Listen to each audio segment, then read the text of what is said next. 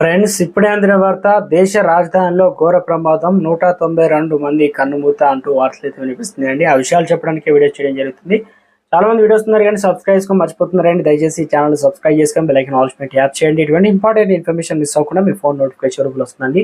చాలా మంది చూస్తున్నారు కానీ లైక్ చేయడం లేదండి. దయచేసి లైక్ చేయండి. ఇన్ఫర్మేషన్ అందరూ రీచ్ చేసిన తర్వాత లేట్ చేయకుండా వివరాలకు వచ్చినట్లయితే, దేశ రాజధాని అయినటువంటి ఢిల్లీలో ఎండల తీవ్రత వడగల్పులకు గతంలో ఎన్నడూ లేని విధంగా ఈ నెల 11 నుంచి 19 తేదీల మధ్య అత్యధికంగా ప్రాణాలు కోల్పోయారు. ఈ సమయంలో వేడిగాలులకు తాళలేక 192 మంది ప్రాణాలు కోల్పోయారు. వీరిలో 80% మంది ఎటువంటి ఆశ్రయం లేనివారని సెంటర్ ఫర్ హోలిస్టిక్ డెవలప్మెంట్ అనేటువంటి ఎన్జిఓ తెలిపింది. ఇటువంటి వారికి తక్షణమే వసతులు కల్పించాలని అవసరం ఎంతో ఉందని ఆ సంస్థ ఎగ్జిక్యూటివ్ డైరెక్టర్ సునీల్ కుమార్ చెప్పారు.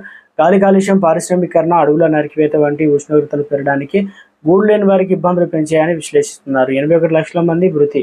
ఇక 2021లో ప్రపంచవ్యాప్తంగా వాయు కాలుష్యం కారణంగా 81 లక్షల మంది చనిపోయారని, ఇందులో భారత్లో 21 లక్షల మరణాలు నమోదయ్యాయని యునిసెఫ్ భాగస్వామ్యంతో అమెరికా చెందిన హెల్త్ ఐ నివేదిక అయితే పేర్కొంది. ఇక 2021లో భారత్లో 5 ఏళ్ల కన్నా తక్కువ వయసు ఉన్న వారు 1,69,400 చిన్నారులు వాయు కాలుష్యం వల్ల మరణించినట్లు నివేదిక